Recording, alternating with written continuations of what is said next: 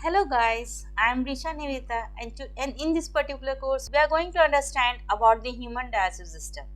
As we all know that we human beings are complex multicellular organisms, and as we are heterotrophs and we can perform holozoic mode of nutrition.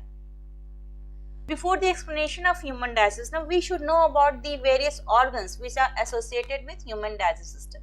And these organs are mouth, esophagus, stomach, small intestine, large intestine, pancreas and liver, and hold together from mouth to anus. This is known as alimentary canal. Means total length mouth to anus तक की total लंबाई क्या होती है 9 metre होती है. Okay, so this alimentary canal from mouth, first part is mouth, then esophagus, stomach, small intestine and large intestine. Okay, and last part is the anus. Okay, so the full length from mouth to anus, this is 9 metre. So अगर बात की जाए कि क्या है alimentary canal की total लंबाई क्या है, ये होती है माउथ टू एनस, ये टोटल होती है 9 metre. And there are various glands which are associated with this alimentary canal and this human digestive system. And these alimentary canals जो होते हैं ना, ये alimentary canal बहुत सारे associated glands से जुड़े होते हैं. ये associated glands क्या होते हैं? salivary gland, salivary gland, liver and pancreas. इन सभी ग्लैंड्स का सेपरेट बहुत ही ज़्यादा इंपॉर्टेंस है हमारे डाइजेशन में, हमारे ह्यूमन सिस्टम के डाइजेस्टिव सिस्टम में. इन सारे ग्लैंड्स का बहुत बहुत बहुत ज़्यादा इंपॉर्टेंस है. ओके, तो as we all know that human digestive system से जब बात हम लोग करेंगे तो we human beings are heterotrophs. Heterotrophs means we are totally dependent on plants directly or indirectly. As we are omnivorous, we can obtain food from animals as well as plant, and we can also obtain food in the form of plant product and the animal product. So we are omnivorous. हम सभी सर्वाहारी हैं. Human beings जो होते हैं ना, human beings सर्वाहारी होते हैं. सर्वाहारी मीन्स वो प्लांट प्रोडक्ट भी खाते हैं as well as animal products भी खाते हैं. ठीक है, एलिमेंट्री कैनाल की जब हम बात करेंगे तो यहाँ पे बहुत सारे ग्लैंड्स भी इससे एसोसिएटेड हैं, जुड़े होते हैं. इन सारे ग्लैंड्स का एक अलग ही इंपॉर्टेंस है.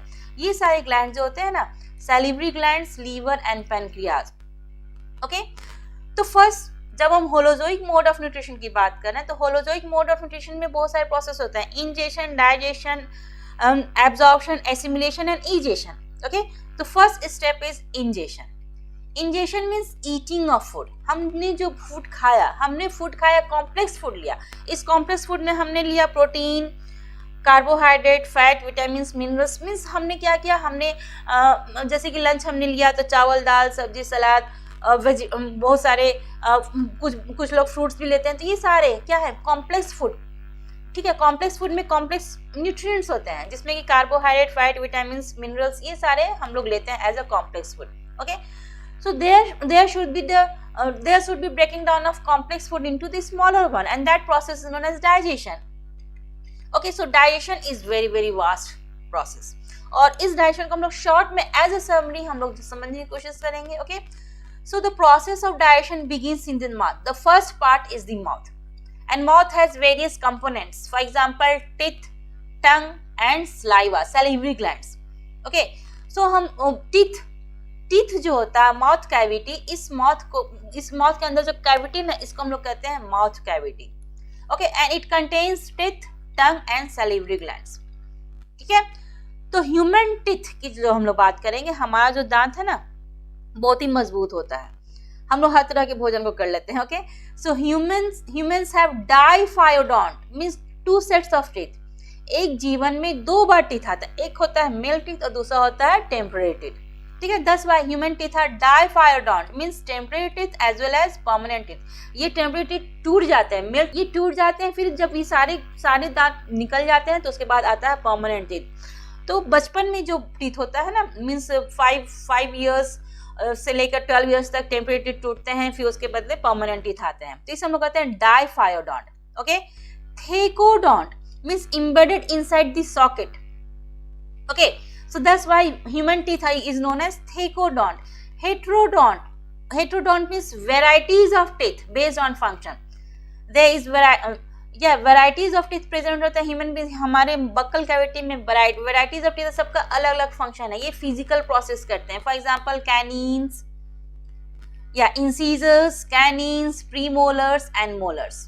these 4 types of teeth है, हेट्रोडोंट, इसलिए हम लोग कहते हैं ह्यूमन टीथ को हेट्रोडोंट कहते हैं। Incisors, canines, premolars and molar. अब जब हाफ हम लोग देखते हैं इस तरह से क्वार्टर में बांटा जाता है माउथ को, ओके तो हाफ की हम लोग बात करेंगे तो ये डिफरेंट डेंटल फॉर्मूला भी है, ओके दिस जैसे विजडम टीथ यहाँ पे आप इस फिगर में देख सकते हो कि यहाँ विजडम टीथ प्रेजेंट, तो ये आपका होता है adult, okay dental formula of adult means 2 1 2 3 2 1 2 3 by 2 1 3 3 into 2 this is 32। हम लोग हाफ की बात करेंगे। 2 इंसीजर्स आपको दिख रहा है ना, ये 2 incisors, 1 canine, okay and 2 premolars, first premolar, second premolar and 3 molars, 3 molars, first molar, second molar and third molar. तो ये हाफ की बात हो रही है, half upper side and half lower side, okay तो कितना हो गया 8 8 16 16 into 2 32 16 into 2 16 and 16 32। so this is dental formula of adult teeth। okay teenagers जैसे कि छोटे बच्चे होते हैं, teenagers means adolescence के स्टेज में जो बच्चे हैं मोस्टली कहा जाता है कि 12 to 18 years। okay तो ये जो teenagers हैं इनमें जो dental form होता है उसमें wisdom teeth नहीं होता है। okay तो यहाँ पर वही हुआ 2 1 2 2 by 2 1 2 2 into 2 that is 28। so teenagers की जो टीथ टोटल होते हैं वो होते हैं 28। Dental formula is 2 1 2 2 2 incisors 1 canine 2 premolar and 2 molar। okay upper side as well as lower side both side into 2, so this is 28। अगर हम छोटे बच्चों की बात करेंगे, मिल्क टीथ की हम लोग बात करेंगे तो ये टोटल होते हैं 20। okay 2 incisors 1 canine 0 premolar and 2 molars। premolars नहीं होते हैं, ठीक है। तो टीथ का जो काम होता है वो फिजिकल डायरेक्शन, कटिंग, टीयरिंग, ठीक है। टीथ से क्या हो रहा है, इंसीजर्स क्या कर रहे हैं, कट कर रहे हैं, biting, cutting, tearing, grinding, chewing, ये सारा प्रोसेस इन्हीं सारे हेटेरोडोंट टीथ के द्वारा होता है। Incisors are mainly responsible for the cutting of the food.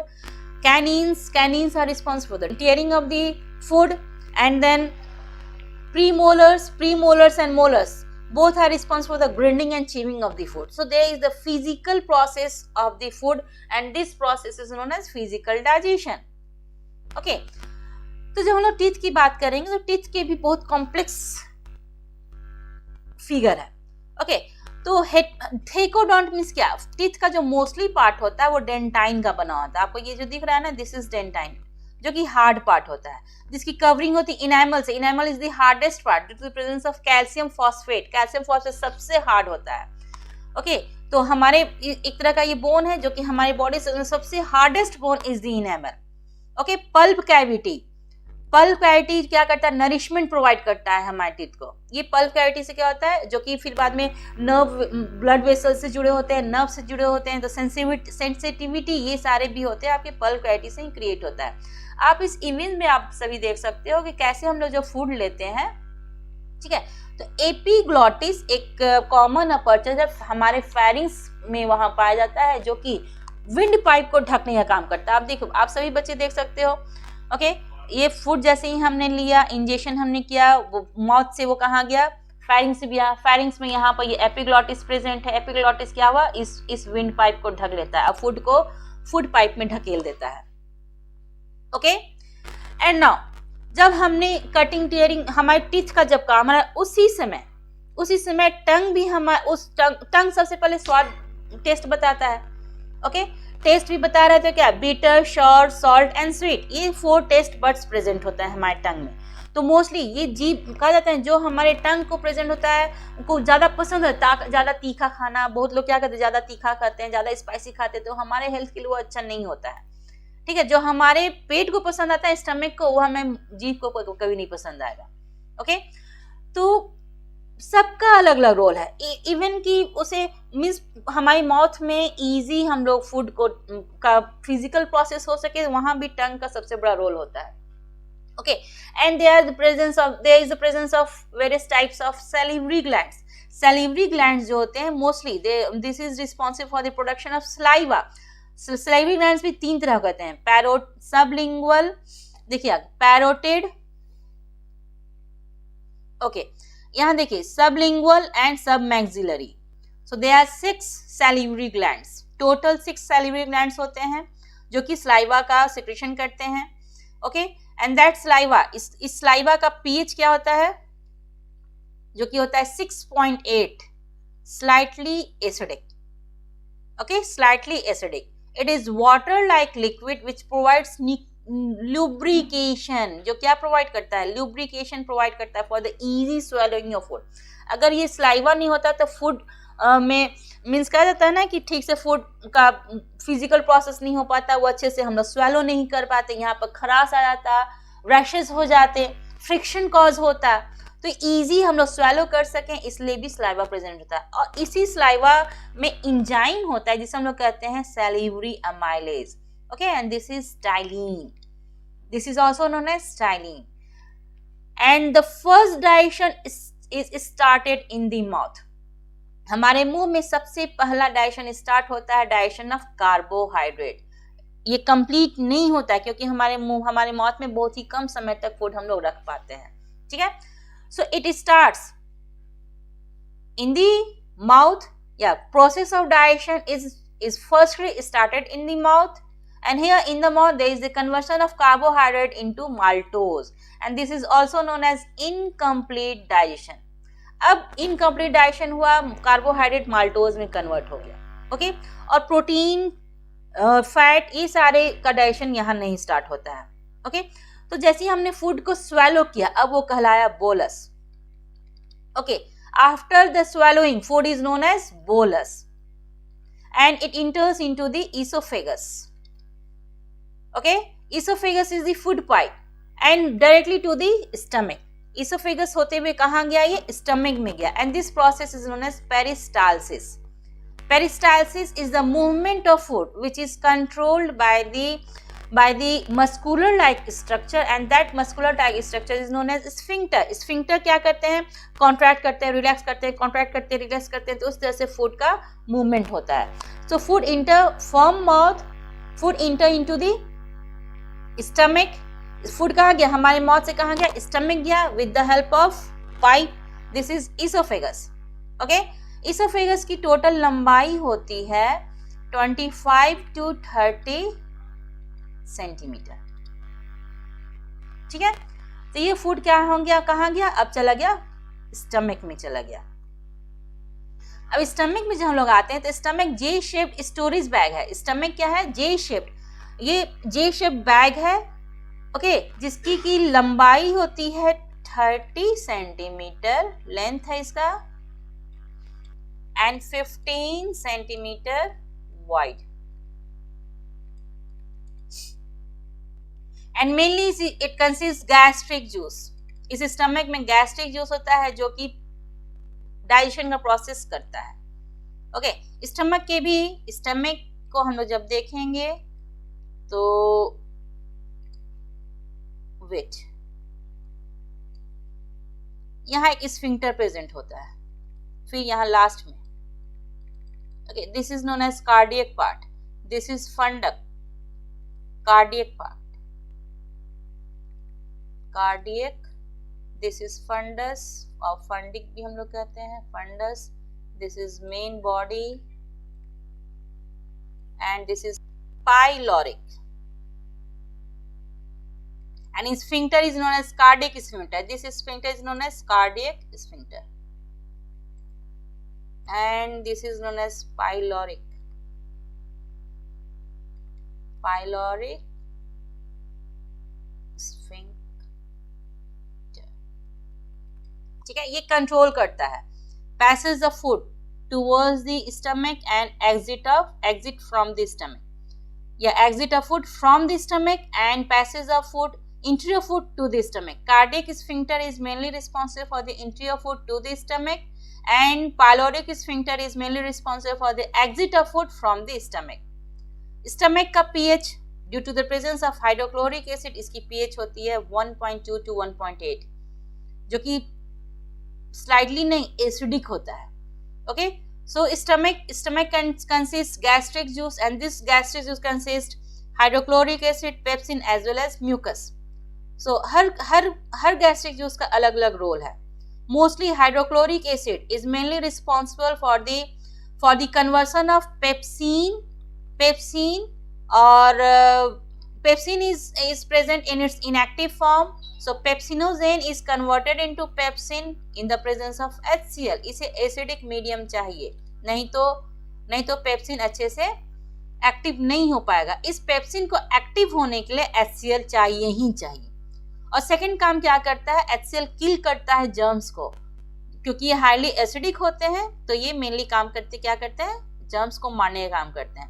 अब पेप्सिन जो होता है वो इनिशियल फॉर्म में पेप्सिनोजेन के फॉर्म में ये होता है, जो कि इनएक्टिव फॉर्म है. ये ऑलरेडी HCl के द्वारा ये क्या किया गया, इसे एक्टिवेट कर दिया गया. अब पेप्सिन पूरी तरह से तैयार है. पेप्सिन प्रोटीन के डाइजेशन को स्टार्ट करेगा. Okay, so digestion of protein is started in the stomach and it is converted into its simpler form, not simplest. It is converted into its simpler form, peptones and proteases. This is the simpler form, not simplest form. Okay, so pepsin का काम जब भी होगा acidic medium में होगा, इसलिए हमारे stomach में मीडियम होता है acidic due to the presence of hydrochloric acid. अब म्यूकस क्या करेगा, म्यूकस इस HCl से हमारे स्टमक के इनर वॉल को बचाएगा. ठीक है. And the next part is the small intestine. Small intestine का फिर 3 कंपार्टमेंट्स हैं. 3 मीन्स आप कह सकते हो कि 3 वेरियस पार्ट्स हैं. First one is the duodenum, second is the jejunum and third one is the ilium. The longest part of the alimentary canal is small intestine. This is 6.5 meter. It has 3 subdivisions. First part is the duodenum, second is the jejunum and third is the ileum. अब partially digested food, ठीक है, comes in the duodenum and that partially digested food is known as chyme. This is partially, not completely digested, partially digested food. ठीक है. अब ये partially digested food कहाँ आ गया, duodenum में आ गया. ड्यूडेनम में जैसे ही पार्शियल डाइजेस्टेड फूड है, उसके पहले सिग्नल मिल चुका है लीवर को. लीवर ने क्या किया है कि लीवर के पास एक गॉल ब्लैडर नाम का एक पार्ट है. उस गॉल ब्लैडर में उसने ऑलरेडी स्टोर कर रखा है बाइल जूस को. ये बाइल जूस लीवर से सिक्रीट होता है, okay, from the bile duct. इस बाइल जूस में मेनली जो कंपोनेंट होते हैं बाइल सॉल्ट होते हैं. ओके, जैसे ही काइम पहुंचने वाला है ड्यूडेनम में, क्योंकि वहां पर मीडियम क्या है, एसिडिक है. ठीक है.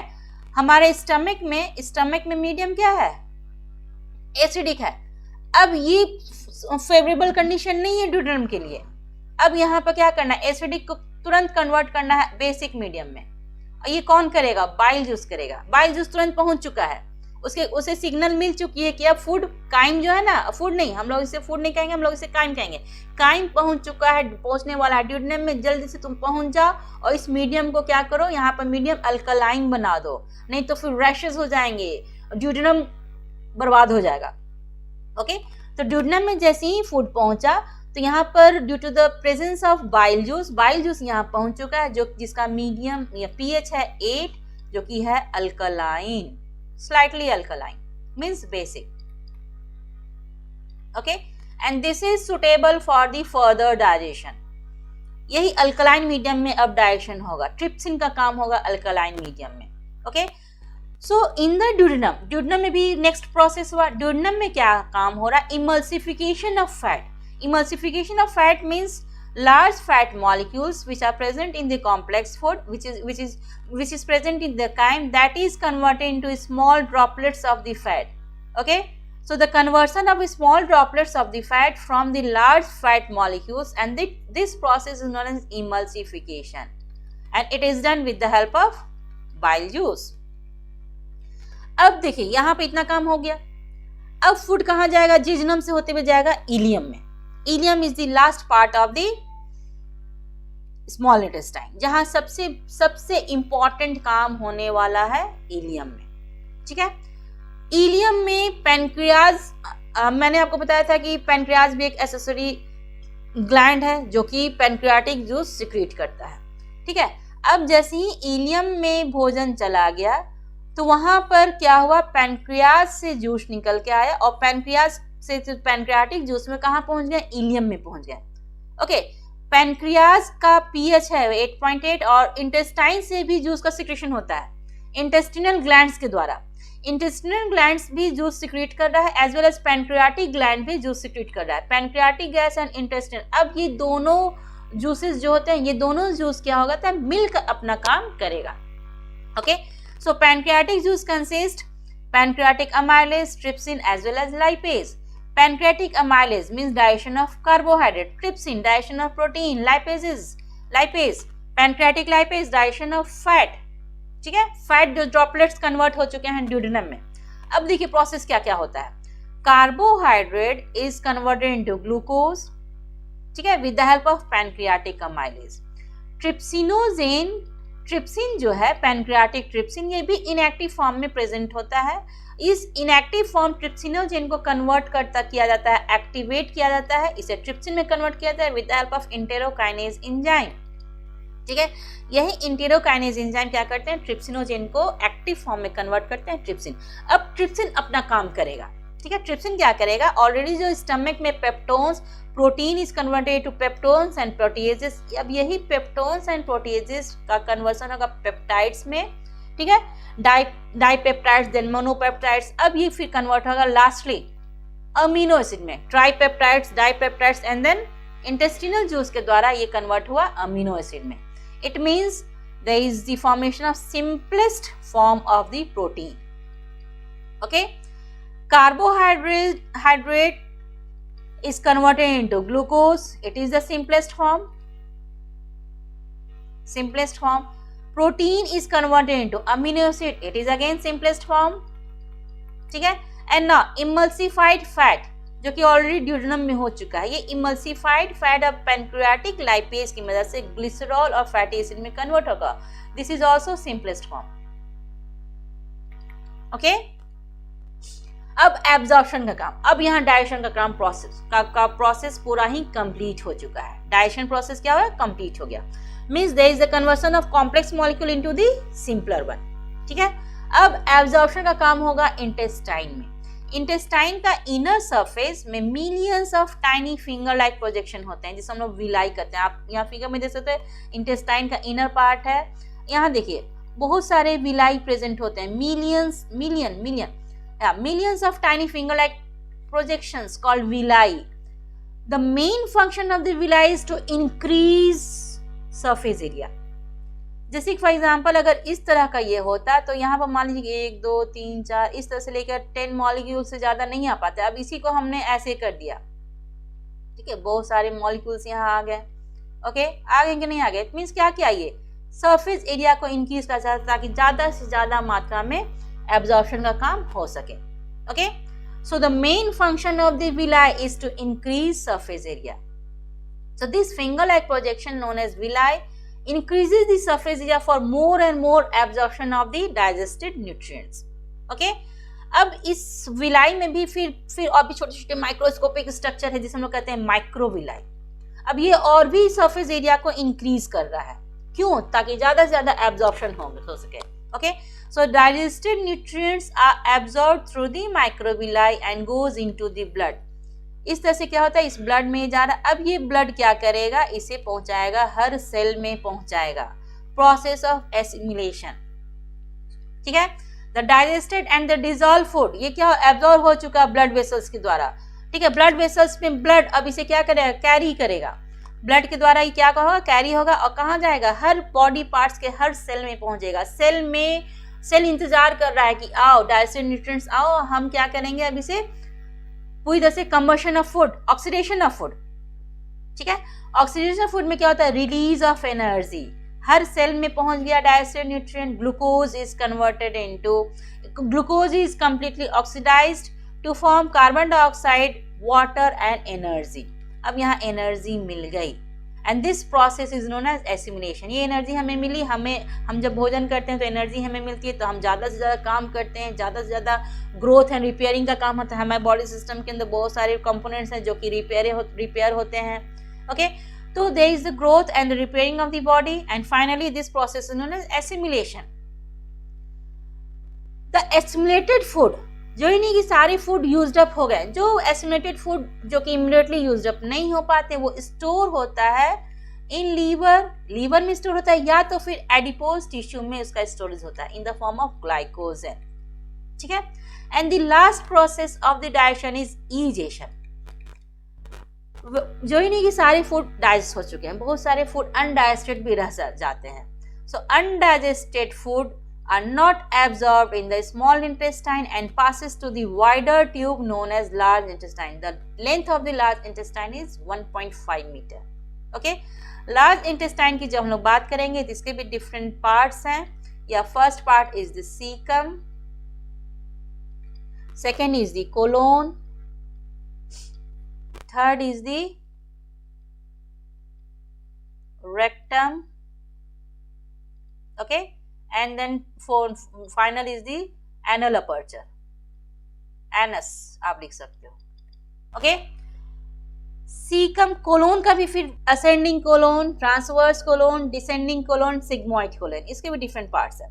या the main function of the large intestine to absorb water. So absorption of water occurs in large intestine due to this. यही इसके कारण क्या होता है, ये अनडाइजेस्टेड फूड सॉलिड फॉर्म में कन्वर्ट होते हैं और फिर बाद में ये रेक्टम में जाके स्टोर होते हैं। ठीक है, and this is waste product, this is solid waste product, this should be eliminated from our body system. So undigested food in the form of faeces का कलर ब्राउन होता है due to the presence of bilirubin and biliverdin which is secreted by the